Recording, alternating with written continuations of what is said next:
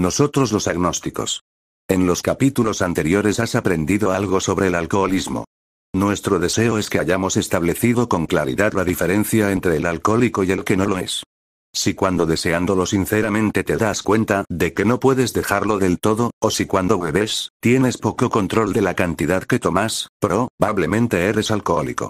Si este es el caso, tú puedes estar sufriendo de una enfermedad que solo una experiencia espiritual puede vencer. A aquel que se considera ateo o agnóstico, tal experiencia le parece imposible, pero seguir siendo como es significa el desastre, especialmente si es un alcohólico del tipo que no tiene remedio.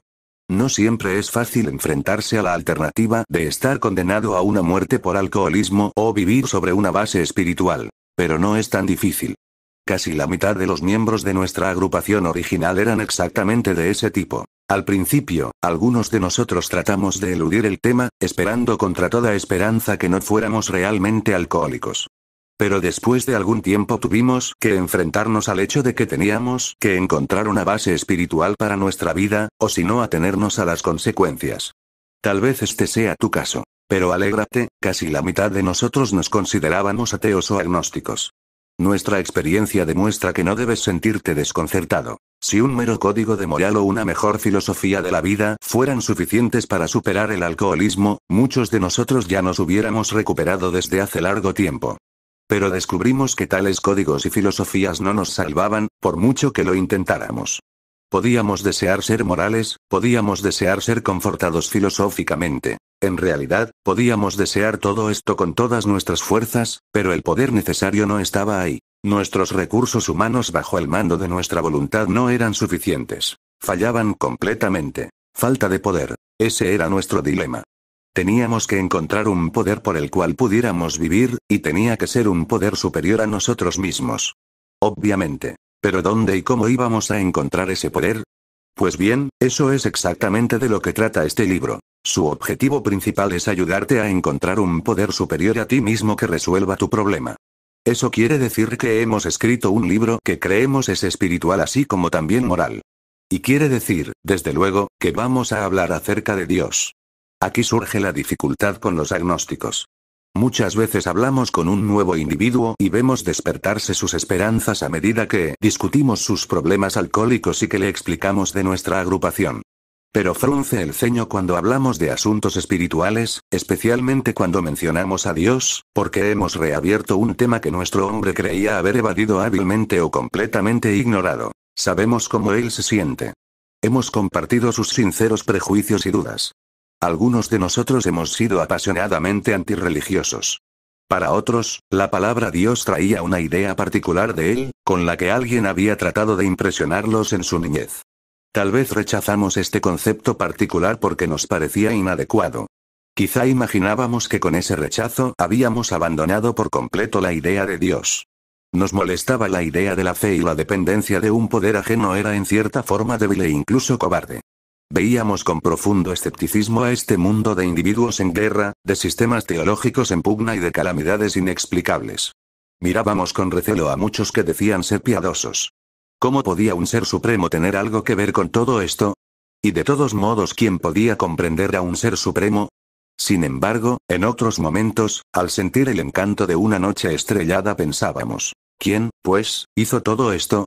Había un momento de admiración y de asombro, pero era fugaz y pronto pasaba. Sí, nosotros los agnósticos hemos tenido esos pensamientos y experiencias. Nos apresuramos en asegurártelo. Nos dimos cuenta de que tan pronto como pudimos hacer a un lado el prejuicio y manifestar siquiera la voluntad de creer en un poder superior a nosotros mismos, comenzamos a obtener resultados. Aunque le fuera imposible a cualquiera de nosotros definir o comprender cabalmente a ese poder, que es Dios. Para gran consuelo nuestro, descubrimos que no necesitábamos tomar en cuenta el concepto que cualquier otro tuviera de Dios. Nuestro propio concepto, por muy inadecuado que fuese, era suficiente para acercarnos y efectuar un contacto con él. Tan pronto como admitimos la posible existencia de una inteligencia creadora, de un espíritu del universo como razón fundamental de todas las cosas, empezamos a estar poseídos de un nuevo sentido de poder y dirección, con tal de que diéramos otros pasos sencillos. Encontramos que Dios no impone condiciones muy difíciles a quienes le buscan. Para nosotros, el reino del espíritu es amplio, espacioso, siempre inclusivo, nunca exclusivo o prohibitivo para aquellos que lo buscan con sinceridad. Nosotros creemos que está abierto a todos los seres humanos. Por consiguiente, cuando te hablamos de Dios, nos referimos a tu propio concepto de Dios. Esto se aplica también a otras expresiones espirituales que puedes encontrar en este libro. No dejes que ningún prejuicio que puedas tener en contra de los términos espirituales te impida preguntarte sinceramente a ti mismo lo que significan para ti.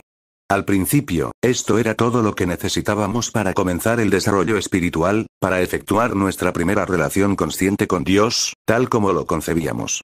Después, nos encontramos aceptando muchas cosas que entonces parecían inaccesibles. Eso era ya un adelanto. Pero si queríamos progresar, teníamos que empezar por alguna parte. Por lo tanto, usamos nuestro propio concepto a pesar de lo limitado que fuese. Solamente necesitábamos hacernos una breve pregunta. ¿Creo ahora, o estoy dispuesto a creer siquiera, que hay un poder superior a mí mismo? Tan pronto como una persona pueda decir que creo que está dispuesta a creer, podemos asegurarte enfáticamente que ya va por buen camino. Repetidamente se ha comprobado entre nosotros que sobre esta primera piedra puede edificarse una maravillosamente efectiva estructura espiritual. Esa fue una gran noticia para nosotros porque habíamos supuesto que no podíamos hacer uso de principios espirituales a menos que aceptáramos muchas cosas sobre la fe que parecían difíciles de creer. Cuando nos presentaban enfoques espirituales, ¿cuántas veces dijimos: yo quisiera tener la fe que tiene esa persona? Estoy seguro de que me daría resultados si creyera como ella cree. Pero no puedo aceptar como una verdad segura muchos artículos de fe que son tan claros para ella. Así que fue reconfortante aprender que podíamos empezar en un nivel más sencillo. Además de una aparente incapacidad para aceptar muchas cosas por fe, frecuentemente nos encontrábamos limitados por la obstinación, la sensibilidad y los prejuicios irracionales. Muchos de nosotros hemos sido tan susceptibles que hasta la referencia casual a cosas espirituales nos hacía encrespar de antagonismo. Esta manera de pensar tuvo que ser abandonada. Aunque algunos de nosotros nos resistimos, no encontramos muy difícil desechar tales sentimientos. Viéndonos frente a la destrucción alcohólica, pronto nos volvimos tan receptivos con los asuntos espirituales como habíamos tratado de serlo con otras cuestiones. En este aspecto, el alcohol fue un instrumento efectivo de persuasión. Finalmente, a base de golpes nos hizo entrar en razón. A veces resultaba un proceso tedioso. No le deseamos a nadie que mantenga sus prejuicios tanto tiempo como algunos de nosotros. Puede ser que el lector todavía se pregunte por qué debe creer en un poder superior a él mismo. Creemos que hay buenas razones para ello. Vamos a examinar algunas. El individuo práctico de hoy en día da mucha importancia a los hechos y a los resultados. A pesar de eso, en el siglo XX se aceptan fácilmente teorías de todas clases, siempre que estén sólidamente basadas en hechos. Tenemos numerosas teorías. Acerca de la electricidad, por ejemplo. Todos creen en ella sin un reproche ni una duda. ¿Por qué esta fácil aceptación? Sencillamente, porque es imposible explicar lo que vemos, sentimos, dirigimos y usamos, sin una suposición razonable como punto de partida. En la actualidad todos creen en docenas de suposiciones de las que hay buena evidencia, pero ningún testimonio visual perfecto. ¿Y no demuestra la ciencia que el testimonio visual es el más inseguro? Constantemente se está demostrando, a medida que se va estudiando el mundo material, que las apariencias externas no son de ninguna manera la realidad interior. Ilustraremos esto. La prosaica viga de acero es una masa de electrones girando uno alrededor del otro a una velocidad increíble. Estos cuerpos insignificantes son gobernados por leyes precisas, y estas leyes son válidas en todo el mundo material. La ciencia nos dice que así es. No tenemos ninguna razón para dudarlo. Pero cuando se sugiere la perfectamente lógica suposición de que, detrás del mundo material, tal como lo vemos, hay una inteligencia todopoderosa, dirigente, y creadora, ahí mismo salta a la superficie nuestra perversa vanidad, y laboriosamente nos dedicamos a convencernos de que no es así. Leemos libros atiborrados de pedante erudición y nos enfrascamos en discusiones pomposas pensando que no necesitamos de ningún Dios para explicarnos o comprender este universo. Si fuesen ciertas nuestras pretensiones, resultaría de ellas que la vida se originó de la nada, que no tiene ningún significado y que va hacia la nada. En vez de considerarnos como agentes inteligentes, puntas de lanza de la siempre progresiva creación de Dios, nosotros los agnósticos y los ateos preferimos creer que nuestra inteligencia humana es la última palabra, alfa y omega, principio y fin de todo. ¿No parece algo vanidoso de nuestra parte? Nosotros, los que recorrimos este ambiguo camino, te suplicamos que hagas a un lado los prejuicios, incluso aquellos en contra de la religión organizada. Hemos aprendido que, cualesquiera que sean las debilidades humanas de los distintos credos, esos credos han proporcionado un propósito y una dirección a millones de seres. La gente de fe tiene una idea lógica del propósito de la vida. En realidad, no teníamos absolutamente ningún concepto razonable. Nos divertíamos criticando cínicamente las creencias y prácticas espirituales en vez de observar que la gente de todas las razas, colores y credos estaba demostrando un grado de estabilidad, felicidad y utilidad que nosotros mismos debíamos haber buscado. En vez de hacerlo, mirábamos los defectos humanos de estas personas y a veces nos basábamos en sus faltas individuales para condenarlas a todas. Hablábamos de intolerancia mientras que nosotros mismos éramos intolerantes. Se nos escapaba la belleza y la realidad del bosque porque nos distraía la fealdad de algunos de sus árboles. Nunca escuchamos con imparcialidad las cosas relativas a la parte espiritual de la vida. En nuestras historias individuales puede encontrarse una amplia variación en la forma en que cada uno de los relatores enfoca y concibe a un poder que es superior a él mismo. El que estemos de acuerdo o no con determinado enfoque o concepto, parece que tiene poca importancia. La experiencia nos ha enseñado que, para nuestro propósito, estos son asuntos acerca de los cuales no necesitamos preocuparnos. Son asuntos que cada individuo resuelve por sí mismo. Sin embargo, hay un asunto en el que estos hombres y mujeres están sorprendentemente de acuerdo. Cada uno de ellos ha encontrado un poder superior a sí mismo y ha creído en él. Este poder ha logrado en cada caso lo milagroso, lo humanamente imposible. Como lo ha expresado un célebre estadista americano. Veamos el expediente. He aquí a miles de hombres y mujeres, con experiencia de la vida, ciertamente. Declaran categóricamente que desde que empezaron a creer en un poder superior a ellos mismos, a tener cierta actitud hacia ese poder y hacer ciertas cosas sencillas, ha habido un cambio revolucionario en su manera de pensar y de vivir. Ante el derrumbamiento y desesperación, ante el fracaso completo de sus recursos humanos, encontraron que un poder nuevo, una paz, una felicidad y un sentido de dirección afluía en ellos. Esto les sucedió poco después de haber cumplido de todo corazón con unos cuantos sencillos requisitos. Antes confundidos y desconcertados por la aparente futilidad de su existencia, demuestran las razones subyacentes por las que les resultaba difícil la vida. Dejando a un lado la cuestión de la bebida, cuentan por qué la vida les resultaba tan insatisfactoria.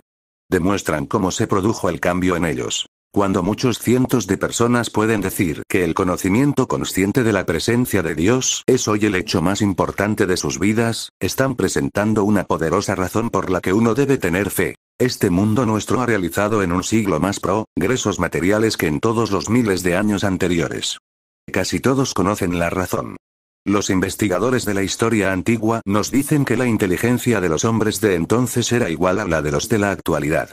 A pesar de eso, en la antigüedad era penosamente lento el progreso material. El espíritu moderno de indagación, investigación e inventiva científica era casi desconocido. En el dominio de lo material, la mente del hombre estaba encadenada por la superstición, la tradición y toda clase de obsesiones. Algunos de los contemporáneos de Colón consideraban como algo absurdo el que la Tierra fuera redonda. Otros estuvieron a punto de dar muerte a Galileo por sus herejías astronómicas. Nosotros nos preguntamos lo siguiente. ¿No somos tan irrazonables y estamos tan predispuestos en contra del dominio del espíritu como lo estaban los antiguos respecto al dominio de lo material? Aún en el presente siglo, los periódicos americanos tuvieron miedo de publicar el relato del primer vuelo venturoso que los hermanos Wright hicieron en Kitty Hawk. ¿No habían fracasado todos los intentos de volar?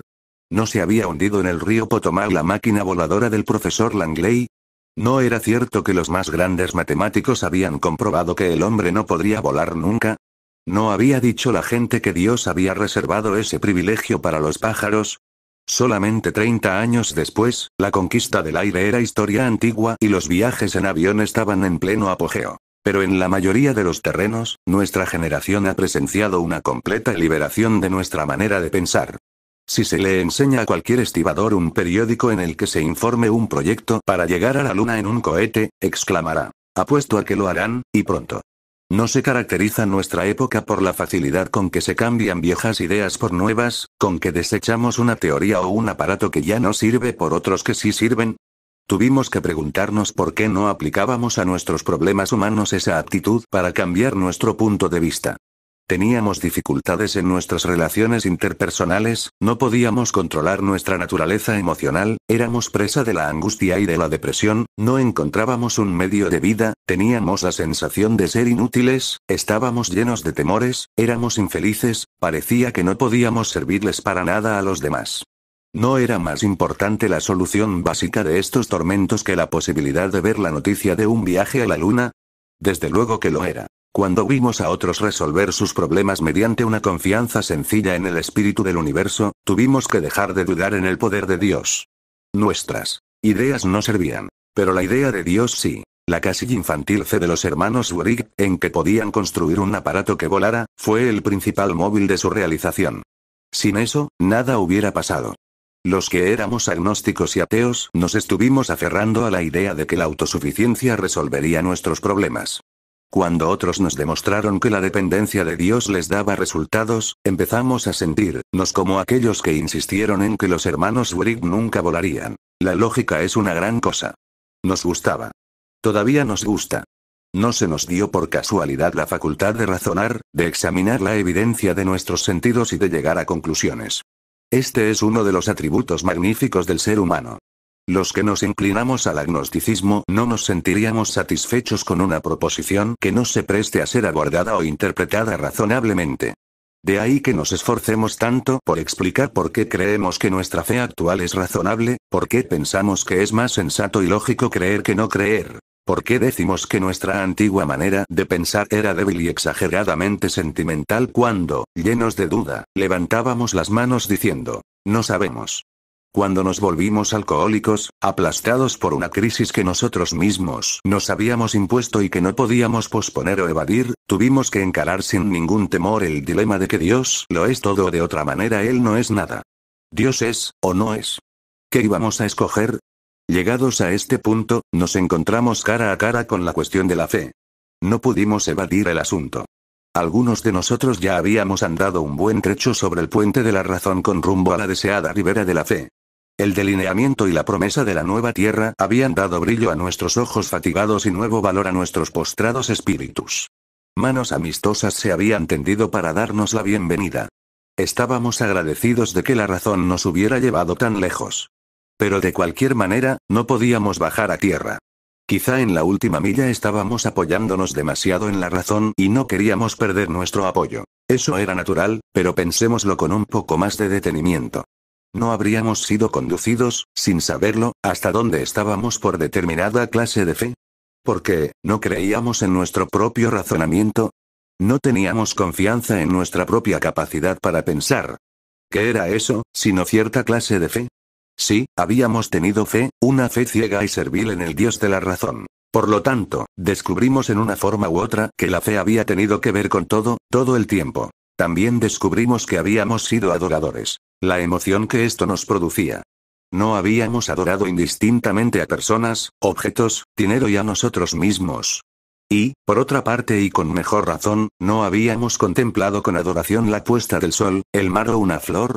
¿Quién de entre nosotros no había amado a alguna persona o alguna cosa? ¿Cuánto tenían que ver con la razón pura esos sentimientos, ese amor, esa adoración? Poco o nada, como pudimos ver por fin. ¿No eran estas cosas los hilos que formaban el tejido de nuestras vidas? ¿No determinaban estos sentimientos, después de todo, el curso de nuestra existencia? Era imposible decir que no teníamos capacidad para la fe, para el amor y la adoración. En una u otra forma habíamos estado viviendo por la fe, y casi por nada más. Imagínate la vida sin la fe.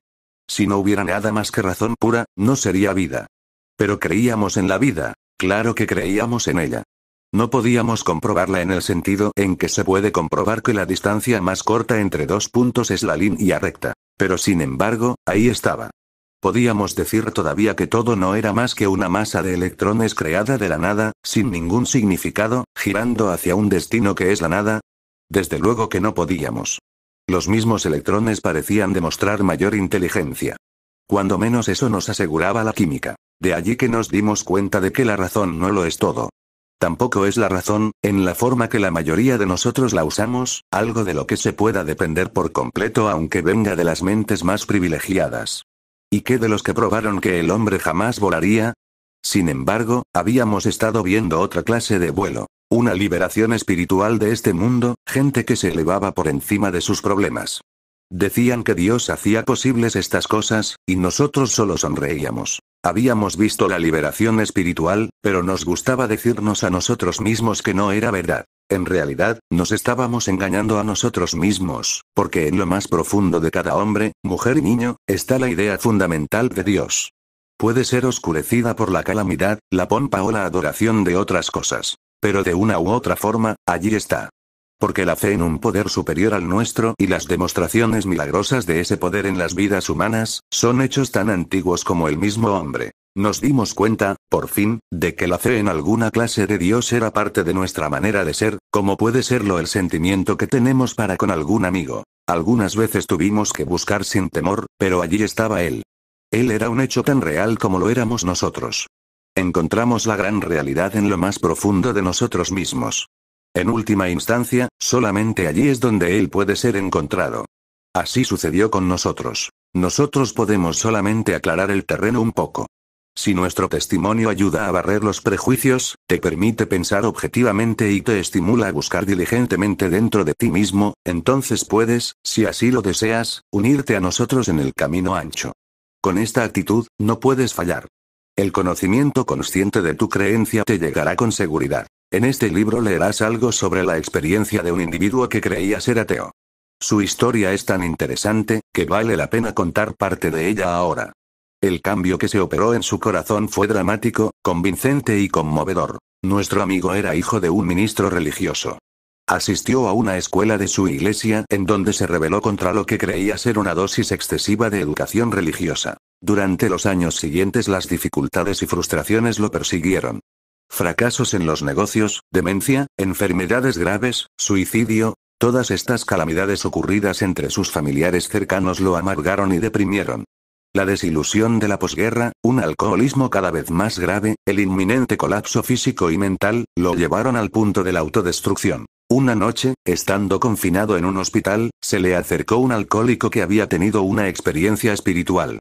Sintiéndose harto de aquello, gritó amargamente: «Si es que hay un Dios, no ha hecho nada por mí». Pero más tarde, estando solo en su cuarto, se preguntó: ¿es posible que estén equivocadas todas las personas religiosas a quienes he conocido? Mientras estuvo tratando de contestarse, se sintió muy mal. Pero de pronto, como un rayo, le vino una idea que opacó todo lo demás. ¿Quién eres tú para decir que no hay Dios? Este individuo relata que se levantó precipitadamente de la cama para caer de rodillas. Al cabo de unos segundos se sintió abrumado por la convicción de la presencia de Dios. Lo saturó la seguridad y majestuosidad de una marea creciente. Las barreras que había construido a través de los años fueron arrolladas. Estaba ante la presencia del poder infinito y del amor. Había pasado del puente a la orilla. Por primera vez vivía en compañía consciente con su Creador. Así fue colocada en su lugar la piedra angular de nuestro amigo. Ninguna vicisitud posterior la ha hecho tambalear. Su problema alcohólico fue eliminado. Esa misma noche, hace años, el problema desapareció. Salvo algunos breves momentos de tentación, el pensamiento de beber nunca ha vuelto a su mente. Y en esos momentos de tentación ha sentido una gran repulsión. Es aparente que no podría beber, ni aún queriendo hacerlo. Dios le ha devuelto la cordura. ¿Qué es esto sino un milagro de recuperación? Sin embargo, sus elementos son sencillos. Las circunstancias hicieron que estuviera dispuesto a creer. Humildemente se ofreció a su Hacedor, entonces supo. De igual manera, Dios nos ha devuelto el sano juicio. Para este individuo, la revelación fue súbita. A algunos de nosotros nos llega más lentamente. Pero Él ha llegado a todos los que lo han buscado sin